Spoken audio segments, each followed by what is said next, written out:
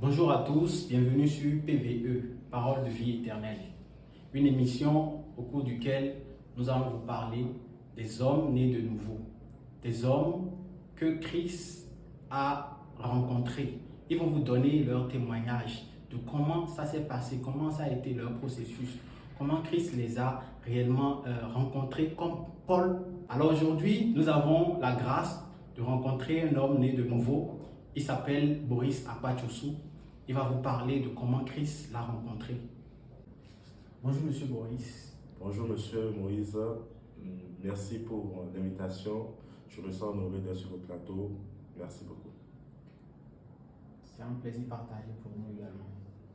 Alors, parlez de nous un peu de votre enfance, de votre adolescence. Dites-nous comment a été votre rencontre avec Jésus-Christ. Je dirais que j'ai eu une enfance assez paisible, assez tranquille. J'étais un garçon d'une famille normale, mais nous étions assez dans les ténèbres. Il n'y avait pas de la lumière de Jésus chez nous. Avec un père qui était amoureux de la spiritualité, j'avais un père qui était très amoureux de la spiritualité, qui m'amenait à pratiquer la Kabbale juive, qui avait beaucoup de livres sur la spiritualité. Donc, ma vie adolescente a été consacrée à cette recherche de spiritualité que j'ai vu mon père pratiquer, ou bien mon père s'adonner à cette pratique. Et j'ai reçu Jésus-Christ comme Seigneur et Sauveur en 2019. J'avais 25 ans à cette période. Voilà ce que je peux dire par rapport à cette question. Merci beaucoup. Dites-nous quel a été le déclic de votre rencontre avec Christ. Alors, le déclic de ma rencontre avec Christ, c'est une histoire assez longue et assez passionnante, parce que je dirais que, étant plus jeune, je faisais des prières, j'avais des rêves, et je me rappelle que je partais souvent prier après mon bac, je partais prier pour que Dieu puisse me donner les moyens, mes parents pour voyager. J'ai tellement prié, fatigué et je n'ai pas pu voyager. Donc, arrivé à un moment, j'ai ressenti une certaine colère envers Dieu dans mon cœur. Et j'ai commencé par ne plus m'intéresser aux trucs de Dieu, au tout qui a fait rapport avec Jésus et la chrétienté, parce que pour moi, c'était pas réel. J'ai prié plusieurs fois, j'ai prié pendant longtemps et ne marchait. Donc, peu à peu, avec le temps, j'ai commencé par m'intéresser aux choses d'Afrique, aux choses de chez nous. Et donc, désormais, mon langage a été changé. Je me disais que nous devons nous retourner vers notre spiritualité. Je me disais que Jésus-Christ était le Dieu des Blancs. Je me disais que c'était le Dieu du colonisé, que le colonisé n'avait rien à nous apporter avec tout le mal qu'ils ont fait. Je disais même que je ne croyais pas à la Bible, que la Bible, j'allais fumer même des fois avec la Bible. Donc je ne croyais pas, à un moment, j'ai perdu la foi en ces choses, mais il faut avouer qu'en ce moment, j'avais commencé par pratiquer la spiritualité africaine. J'étais parti, j'avais déjà commencé par consulter le phare et tout et tout. Donc j'ai pris quelque part goût et j'ai vu qu'il y avait une puissance de l'autre côté. Donc, qu'est-ce qui m'a amené à recevoir Jésus-Christ? C'est que j'avais ma soeur en 2018 qui avait reçu Jésus-Christ comme Seigneur Sauveur et qui ne cessait pas de nous emmener à la maison. Honnêtement, elle nous emmenait, tout le temps c'était la Bible, tout le temps c'était la prière, tout le temps c'était les prières et je me moquais d'elle. Il faut avouer qu'elle et moi, on était super proches. Et quand elle a reçu Jésus-Christ, il y a eu une certaine distance entre nous. J'ai mis une certaine distance entre nous parce que tout le temps, elle me parlait de Jésus-Christ. Je me disais, elle me saoulait. Elle me saoulait toutes les fois et tout. Et donc, dans cela, elle prêchait, elle disait des choses, mais honnêtement, je ne prêtais pas d'importance à tout ce qu'elle disait. Alors, l'histoire a commencé quand un jour, en mars 2019, elle me raconta un fait qui est dans notre famille. Elle m'a dit, prends notre famille sur telle génération. Il y a tel problème.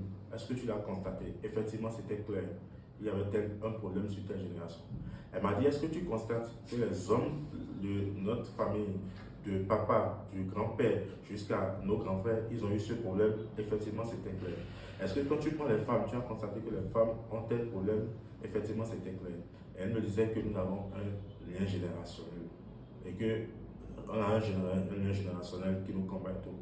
Donc, il faut avouer qu'en ce moment, je ne croyais pas trop autour de la chrétienté, mais ce qu'elle avait dit était logique.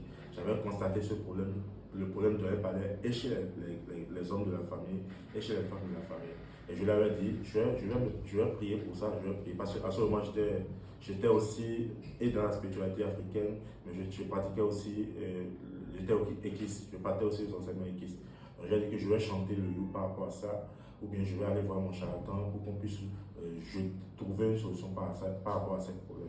Elle me disait non, ne fais pas ça, c'est Jésus-Christ qui est le chemin, la vérité, seul Jésus nous défait des liens et tout. Et je pourrais dire encore des mensonges, encore du blabla. Donc je ne croyais pas à ce genre de choses. Je disais non, c'est juste des histoires et tout. Et donc, mais ce qu'elle avait dit, c'est relevé, c'était quand même réel. Et je lui ai dit que, étant jeune et opérant dans la technologie, je créais les sites web aux gens. Donc j'avais pris l'habitude de créer des sites web aux gens et je créais des sites web aux gens et les gens les utilisaient pour attaquer. Donc arrivé à un moment, je me suis décidé aussi moi-même de me mettre à la NAC parce que je créais la chose aux gens, ils me payaient une mini-somme et ils en profitent pour attaquer les gens. Pourquoi ne pas rentrer aussi dedans? Donc je me suis lancé dans la NAC, j'ai commencé par aussi attaquer les gens et tout et tout. Donc on va dire qu'avec le temps, j'ai voulu plus d'argent. J'ai voulu plus d'argent dans ça, j'ai voulu aller, j'étais fatigué d'avoir des petites sommes, je cherchais des grosses sommes et j'avais aussi une amie ou bien une go qui m'avait brisé le cœur et je voulais avoir une revanche sur elle. Donc ma revanche était d'avoir tellement d'argent, de payer ma grosse voiture pour la faire regretter. Et donc dans ça, je suis parti voir un charlatan et j'ai dit au charlatan que je voulais quand même une portion, me laver avec une portion magique pour pouvoir me faire de l'argent parce que j'avais besoin d'argent. Et donc, il m'a fait une poisson magique et je me suis lavé avec. Et il m'a dit qu'on devait commencer un rituel. Le rituel était sur presque un mois. J'avais commencé la première partie du rituel où je m'étais lavé avec un savon à clan et je m'étais lavé avec l'éponge traditionnelle et je devais jeter ça dans un fleuve. Et quand je l'ai fait, la deuxième partie consistait à me laver avec un savon fait de sang de pigeon. Donc, j'étais parti, j'ai pris le savon, je m'étais lavé aussi avec ce savon pendant 7 jours. Nous devons commencer la troisième partie de notre rituel qui était celle de prendre une poudre et de verser cette poudre dans l'eau, de me laver avec cette poudre chaque 4 heures du matin pendant 9 jours. Je rappelle que l'objectif c'était d'avoir tellement d'argent, me faire tellement d'argent, avoir une grosse voiture et faire regretter la go qui m'avait laissé, c'était mon objectif. Donc on avait commencé ce rituel et je devais commencer le dernier rituel. Quand je devais commencer le dernier rituel, ma soeur avait à l'époque, elle ne manquait pas d'occasion pour nous parler de Jésus-Christ à toute la famille, à mon père et moi. Et elle m'énervait parce que parfois j'avais envie de la frapper parce que je ne voulais pas le ton Jésus-Christ. Pourquoi elle me dérangeait trop? Je t'ai dit plusieurs fois que le Jésus-Christ là ne m'intéresse pas. Mais pourquoi tu es en train de m'emmerder? À chaque occasion, tu me ramènes Jésus-Christ et tout. Et le jour où je devais aller prendre la poudre, j'avais eu un problème avec le charlatan et on a dû reporter. Et quand nous avons reporté la veille où je devais aller, c'était un samedi que je devais aller prendre la poudre. Donc la veille de ce samedi-là, elle m'a écrit un message pour dire que tu es en train de prendre un chemin qui est mauvais. Dieu m'a dit que le diable est en train de t'utiliser, il est en train de te tracer un mauvais chemin. Le chemin que tu es en train de prendre, tu as mal fait. Donc, quand moi j'ai lu le message, je me suis mis à rire. Il faut avouer que j'étais quelqu'un de très têtu et très difficile à faire peur. Elle a dit, ma soeur, rien, aucun diable, je ne crois pas au diable, je ne crois pas au tout là. Ce que tu dis là, je ne crois pas du tout. Et enfin, elle a dit, j'ai dit quel chemin, laisse maman en paix. Et elle m'a dit, non, tu vois, Jésus-Christ l'a changé, elle était avant comme ça avant, maintenant elle est si, que grâce à Jésus-Christ, elle a changé tout et tout. Et toi, tu n'as pas changé. Ma soeur, que moi, je dois commander, si je dois te commander, je dois te demander encore pardon. Tu n'as pas changé. Le jour où tu deviens parfaite, sans péché, je vais croire en ton Jésus-Christ. Mais pour le moment, toi que je vois encore, tu es paresseuse, tu dors beaucoup, parfois pour te commander ces problèmes, tu n'es pas encore parfaite, je ne peux pas te croire en ton Jésus. On a parlé cette nuit, on a bien parlé. Alors le lendemain, je devais aller chez le charlatan et je me rappelle que j'avais quitté le sport, je m'étais préparé pour aller. Et quand je m'étais préparé pour aller, j'étais dans la masturbation à l'époque. J'avais eu de 2011 à 2018, j'étais resté dans la masturbation pendant 8 ans. J'étais tellement resté dans la masturbation qu'il y avait un moment, quand je voulais me laver, il y avait une voix qui m'amadouait, qui m'amenait à me masturber. Des fois, j'avais des plaies sur mon pénis, mais je le faisais quand même parce que cette voix m'amadouait. Je ne savais pas comment dire non à cette voix. Je n'avais pas de force pour dire non à cette voix. Et donc, ce jour-là, je m'étais masturbé, j'ai dit, on va faire un truc. Elle m'a dit ce matin que c'est Jésus qui lui a dit que le diable te l'utiliser. Non. Jésus, c'est simple. Si tu existes là, dis à ma soeur que ma masturbation que je viens de faire, dis-lui ça. Et je vais croire en toi. C'est simple ce que j'ai dit. Donc, je disais ça avec assurance que rien n'allait se passer. avec insolence. C'était avec insolence que je disais. J'étais sûr qu'elle n'allait rien me dire, parce que c'est quelque chose qui est entre Dieu et moi, personne ne sait. Et je me disais que l'information qu'elle me disait que c'était sur le chemin, elle avait juste globalisé. Donc, quand je m'étais fini de me laver, de me masturber, me laver, je voulais aller chez le charlatan. Subitement, j'ai pris peur dans mon cœur. Et quelque chose m'a dit, mais pourquoi cette fille ne m'a pas envoyé de message les autres jours? Et c'est aujourd'hui que je dois aller chez le charlatan après le sport, qu'elle envoie un message à 1h du matin. Ah, c'est quel message ça? Donc, il y a une peur subite qui est rentrée dans mon cœur. Donc, pour apaiser ma conscience, je dis que la peur est en train de trop me garder. Ce qu'on va faire, je vais me patienter. Quand la peur va me quitter, le lundi, je vais partir chez le charlatan. C'est ce que je m'étais dit. Et j'ai vu que le lundi, après, très tôt le matin, elle m'envoie un message pour dire que elle a fait un constat, c'est que, est-ce que je me masturbe? Ah, j'ai dit comment? Je suis un homme, non? Et tu sais, les hommes parfois ont besoin de cesse, je ne suis pas encore marié, donc c'est des choses qui arrivent. Elle me dit, en fait, Dieu m'a révélé que tu es une femme de nuit et que la femme domine sur toi. Elle a tellement de domination sur toi. Et même dans le monde spirituel, vous avez 2 enfants ensemble. Et pour dire vrai, honnêtement, je savais moi-même que j'avais une femme de nuit parce que le truc était arrivé à un moment où je ne voulais plus me masturber. Je me trouvais trop grand, à 25 ans pour me masturber. Mais je n'avais pas la force. Je n'avais pas cette force qui allait me permettre de dominer la masturbation. Et je me suis rappelé que des années plus tôt, en 2015, une nuit, j'avais tellement envie de me masturber que je me suis réveillé vers 2h, 3h. Et je m'étais masturbé quelque part. Et je n'avais même pas pris le temps de verser de l'eau sur ma semence ou bien de me chercher du sable sur ma semence. Je l'ai laissé comme ça. Et en ce moment, je ne croyais pas ni au diable, ni aux choses là. Je me disais que la vie, c'est des énergies, tout. Je ne croyais pas aux choses spirituelles. Et mais quand elle dit ça, j'avais pensé à cette période.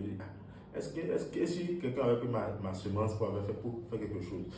Mais aussi, j'avais un de mes amis, on avait un groupe de sport où on jouait à la plage, où il disait qu'il avait une copine, et cette copine avait un mari de nuit qui couchait avec elle les jeudis. Donc quand elle disait ça, on était en groupe.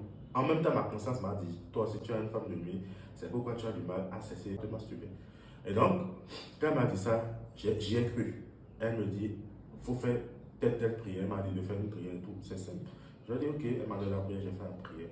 Donc, elle m'avait fixé un jour où on devait prier pour les liens contre les liens de... Bon, comme elle m'avait dit ça, elle a ouvert mon cœur maintenant à ce que je puisse croire. J'ai commencé par croire, donc peut-être que c'est Jésus qui lui parle, peut-être que c'est Dieu qui lui parle, mais je me suis dit que ma soeur n'était plus ma soeur normale, ma soeur ordinaire. Il y a quelque chose qui nous va. Il y a quelque chose qui tourne rond.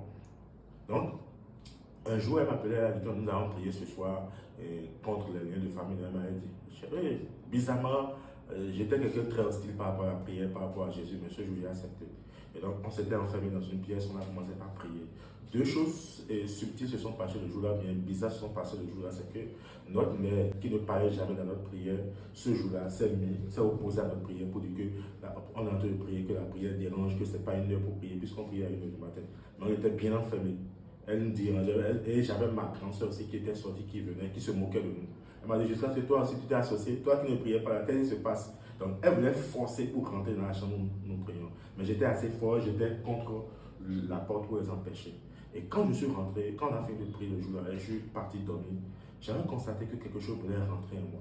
Toutes les fois, je sentais que quelque chose voulait rentrer en moi. Et je ouvrais les yeux, je ne voyais rien. Et c'était un peu bizarre pour moi. Donc au lendemain, j'avais tenu ma soeur informée de ça. Et c'est ainsi que, comme l'histoire a commencé, je n'ai plus eu le courage d'aller chercher le savon et de chercher la poudre. J'ai dit que si cette vague d'histoire se termine, j'irai chercher la poudre. Et c'est ainsi que ma soeur, 2 jours plus tard, me vient aussi me dire que, en fait, est-ce que tu as avorté une fois? J'ai dit, moi, je n'ai jamais avorté, avec assurance à 100%. Mais elle m'a dit, il y a du sang qui est écrit sur toi. Il y a le sang d'un petit garçon de 4 à 5 ans qui écrit sur toi que tu l'as tué. Et que le petit garçon est en train de demander justice à Dieu par rapport à toi. Et j'ai dit, honnêtement, je n'ai jamais avorté. Cependant, j'avais un ami à moi qui avait sa copine, mais c'était une autre fille. Et il cherchait un conseil, il a dit, fais avorter la fille. Donc peut-être je suis complice de ça, c'est sûrement ça. Et une journée plus tard, elle me dit, en priant aujourd'hui, en fait, Dieu m'a révélé que non, c'est pas l'ami, c'est pas de ça qu'on parle, mais c'est que tu as des amis à toi qui ont avorté et qui ont jeté le sang sur toi. Donc quand elle m'avait dit ça, j'étais fâché. J'ai dit, ne me parle plus jamais de Dieu ni de ton Jésus. Mais ce que tu dis est illogique, ce que tu dis est bête. Dieu, on dit que lui, il est là, il voit tout. Et quelqu'un d'autre avorte, quelqu'un d'autre pêche, et on jette le sang sur moi, et lui, il est là, il accepte. Ne connaît-il pas tout? N'est-il pas omniscient, omnipotent pour savoir que ce n'est pas moi qui l'ai fait? Normalement, il doit dire au petit que ce n'est pas moi qui l'ai fait et tout. Normal. Et elle me dit non. Qu'est-ce que toi tu connais de Jésus? Regarde tout le temps où elle te parle de Jésus. Est-ce que tu l'as reçu? Est-ce que tu es dans son alliance? Est-ce que tu es dans l'alliance du sang de Jésus? Est-ce que tu l'as reçu comme Seigneur Sauveur? Toutes les fois, je te parle de la personne, tu rejettes la personne et tu veux que la personne te protège. Ça ne se passe pas ainsi. Que, comme ça se passe souvent dans d'autres religions, on peut donner quelque chose de mauvais à un fétiche et dire que c'est une autre personne qui l'a donné. On dit au fétiche d'aller combattre la personne, que c'est ce qui s'est passé avec moi. Elle m'a dit, si je veux que Jésus puisse combattre moi, je dois rentrer dans son alliance, je dois l'accepter. Et j'ai dit que si c'est ça, il n'y a pas de problème. Donc, elle me disait donc que de faire une prière, Dieu lui a dit de me dire de jeûner. Donc, je vais jeûner 3 jours pour que Dieu puisse calmer l'âme du petit. Donc, j'avais commencé le jeûne. Et le lendemain, vers 13h, j'avais tellement faim, tellement faim. On se parlait, mais on était dans différentes pièces, on ne s'écrivait pas WhatsApp. Et elle me laisse un message. On ne s'est même pas vu le jour. Elle m'a dit que Dieu m'a dit de te dire que tu peux manger. En fait, ce n'est pas le jeûne qui calme la colère, mais le péché et tout. Je voulais juste voir si tu seras obéissant. C'est ce que Dieu lui a dit. Et donc, quand elle m'a dit ça, elle m'a dit de venir la voir. Donc, j'étais parti la voir. C'était ma petite soeur. On était super proches. Avant Jésus-Christ, on était super proches. On parlait bien. Et quand j'étais venu, j'avais une douleur ici à l'épaule gauche qui me faisait très mal. Un jour, je m'étais levé et j'ai constaté que j'avais commencé par avoir des douleurs ici à l'épaule. Et sans rien. Et ça me faisait tellement mal que je ne pouvais pas lever les mains, je ne pouvais pas faire comme ça. Donc, quand j'étais venu, elle me dit, est-ce que tu sens une douleur ici? J'ai dit oui, je sens une douleur ici. Elle m'a fait comme ça. Elle m'a mis la main, elle a prié en langue, quand elle a levé sa main, je n'ai plus senti la douleur. Je pouvais faire comme ça. Elle pouvait faire comme ça. Je n'ai plus senti la douleur. Elle a dit, ah, ma petite soeur, même père, même mère, qui ne ressemble à rien. Quand on était au primaire, je prenais son petit déjeuner, je ne lui payais pas là. Ma petite soeur, qu'est-ce qui se passe? Ou bien ma petite soeur est sorcière ou quoi? Il y a quel problème? Et donc, ça m'a étonné. J'ai dit, mais qu'est-ce qui se passe? Et elle m'a dit, ce soir, nous allons passer dans ta chambre et marier la chambre. Il faut avouer que j'étais quelqu'un de brouillon, donc étant un célibataire, j'étais quelqu'un de très brouillon. Donc elle m'a dit que ce soir, on va passer dans ma chambre pour balayer. Donc quand on est venu dans ma chambre pour balayer, j'étais parti déjà consulter les choses quand je partais de l'autre côté là. Donc j'avais mes aiguilles, mes cordes, mes petites choses sous mon lit, mon savon, les choses qui me protégeaient sous mon lit. Donc quand elle est venue, elle va balayer ma chambre. C'était en réalité, c'est parce qu'on voulait enlever ça de mon lit et brûler. Donc on a enlevé tout, les choses qu'on m'avait données de l'autre côté. On a enlevé ça, on avait pris du savon qui est fait à base de sang de pigeon. Elle m'avait dit qu'on allait brûler. Donc nous sommes partis sur un tas d'ordures brûler ça. Et à mon retour, elle m'a dit que Dieu veut que je lui fasse un engagement. Et j'ai dit, tu sais, moi j'ai fait tout ça parce que je cherchais l'argent. Donc si je prends l'histoire de Dieu, honnêtement c'est bien tout ce que tu dis, il y a des réalités dedans, des vérités dedans, mais moi je veux être riche. Donc s'il n'y a pas d'argent dedans, ça ne sert à rien. Ça ne sert à rien de me parler. Elle m'a dit que Dieu a dit que ce n'est pas un souci. L'argent pour lui n'est pas un souci. Mais Dieu veut qu'à partir d'aujourd'hui, tu fasses un engagement avec lui. Que tu t'engages à le suivre, à marcher avec lui, à l'accepter comme Seigneur Sauveur et tout. Et j'ai dit que ce n'est pas un problème. S'il y a l'argent dedans, si je suis riche, s'il m'a su d'être riche, c'est riche que je cherchais, je suis parti faire savon, je voulais prendre pour moi. S'il m'a su d'être riche, je vais marcher avec lui. Ça, c'est même pas un problème. Et elle m'a dit que ce n'est pas un souci. Et donc, on a fait une prière. La prière qu'on avait fait le jour-là, c'était la prière du salut, la prière de nouvelle naissance. J'ai reçu ce jour-là, j'ai écrit comme Seigneur Sauveur. Et ce soir, je pense que c'était un 11 mai 2019. Ce jour-là, j'ai dormi comme un bébé. Parfois, j'ai bien revu encore cette sensation. Je n'ai jamais dormi autant dans ma vie, comme en paix. J'ai dormi comme un bébé. Il y avait une paix incommensurable qui était venue en moi. Donc voilà un peu ce que je peux raconter dans cette première partie. Voilà.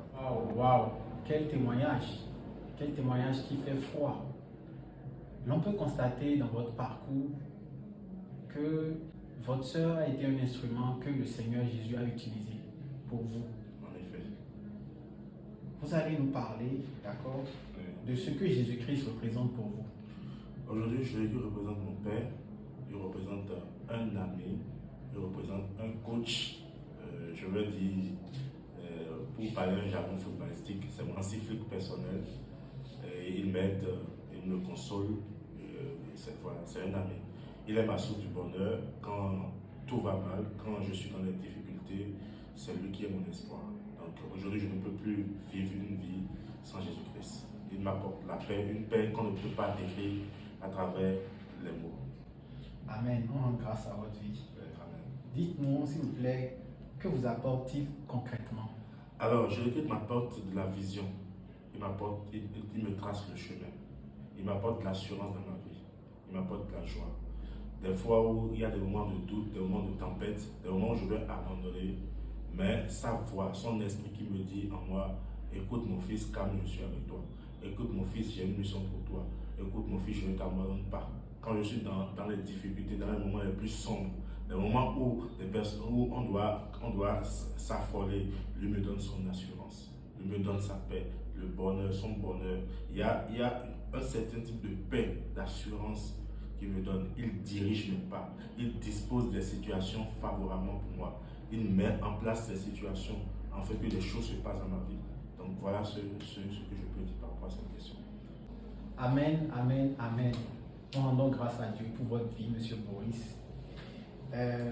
Dites-nous, s'il vous plaît, quel conseil avez-vous à donner à quelqu'un qui ne croit pas encore en Jésus-Christ actuellement? Je veux dire à cette personne que le bonheur, la joie parfaite se trouve en Jésus-Christ, qu'il est le chemin, la vérité. Et Jésus-Christ a un plan pour chacun de nous. Il a dit qu'en lui a été créée toute chose. Toute cette chose a été créée par lui et pour lui. Seul lui connaît comment nous diriger parfaitement pour avoir le bonheur, la vie épanouie que nous cherchons si tant, en courant de gauche à droite, en cherchant dans le péché, dans les matériels. Jésus-Christ est réel et il est une source de bonheur. Il nous donne la paix, la joie. Venez à Jésus-Christ. Vous qui êtes dans des situations difficiles, essayez Jésus-Christ, vous ne serez jamais déçus. Merci beaucoup, Monsieur Boris. Nous rendons grâce à Dieu pour votre vie. Dites-nous, s'il vous plaît, quel a été le processus après votre conversion? Parce que l'on peut constater que beaucoup disent souvent qu'après avoir donné sa vie à Jésus-Christ, il y a souvent des challenges qui viennent et il y a d'autres même qui laissent complètement, abandonnent la foi. Quelle est votre histoire? Racontez-nous un peu en bref comment ça a été. Alors, je veux dire que après avoir donné ma vie à Jésus-Christ, je rends grâce que le Seigneur m'a béni de bons conducteurs qui m'ont conduit, qui ont essayé de diriger mes pas, qui m'ont enseigné de lire la Bible constamment, qui m'ont enseigné de prier, qui m'ont enseigné de rechercher Dieu tous les jours. Donc, marcher sur la parole de Dieu, c'est très difficile, mais si nous cherchons à connaître Dieu, si nous faisons la quête de connaissance de Dieu, si nous faisons l'étude de notre vie, une étude où on reconnaît Dieu, plaît davantage à Dieu, Dieu nous donne la force à travers son Saint-Esprit, le Saint-Esprit qui nous donne la force de dominer des choses. Donc je dirais que ce n'est pas facile, mais c'est rendu facile si nous mettons notre foi et notre espérance, notre foi, notre force sur Dieu. Si nous comptons sur Dieu, lui essaie de nous rendre ça facile. Voilà ce que je peux dire. Merci beaucoup, Monsieur Boris. Dites-moi, quel est votre mot de fin? Je veux parler surtout de quel est votre mot pour ceux-là qui vous écoutent actuellement? Alors je veux dire que Jésus-Christ est réel, il est vraiment réel, que ce n'est pas une histoire comme je l'ai cru, que grâce à lui, j'ai reçu beaucoup de dons, des dons spirituels, notamment le don du parler en langue. J'ai reçu le Saint-Esprit qui étaient les choses qui ont été dites dans Acte 1, verset 8, dans Acte 2. Une histoire qui a été racontée depuis des lustres, depuis plus de 2000 ans et qui est une réalité dans ma vie aujourd'hui. Cela montre que c'est un message qui est réel et que ce n'est pas juste des paroles en l'air. J'aimerais aussi dire que à ceux qui l'ont reçu, Jésus-Christ, à ceux qui sont dans des difficultés, il y a ce verset, Job 22, verset 21 dit, attache-toi donc à Dieu et tu auras la paix, tu jouiras ainsi du bonheur. Qu'on ne veuille pas, notre bonheur, notre paix et notre joie profonde vient de Dieu, vient de Jésus-Christ, car la Bible dit que c'est lui qui a créé toute chose a été créée par elle et pour lui. Alors voilà, donc ce soir, une des parties de mon témoignage. Jésus-Christ est réel, Jésus-Christ existe, il est le chemin, la vie, la vérité. Venez à Jésus, vous aurez des challenges, mais à la fin, vous en sortirez gagnant. Vous aurez une bonne vie, vous aurez un bonheur et vous aurez aussi la vie éternelle. Merci. Merci beaucoup, Monsieur Maurice. Merci à vous d'avoir suivi cette vidéo. N'oubliez pas d'activer la cloche de notification. N'oubliez pas de vous abonner à notre page. N'oubliez pas de nous donner une pouce et de partager ce témoignage aussi poignant. Alors nous allons prier pour la fin. Merci à Dieu, merci Seigneur Jésus pour ta grâce infinie. Père, nous te recommandons encore tous ceux-là qui doutent après avoir écouté, Seigneur, ce témoignage. Nous prions afin que tu puisses les toucher, tu puisses toucher leur cœur afin qu'ils puissent donner leur vie à Christ. Merci à vous. Ciao.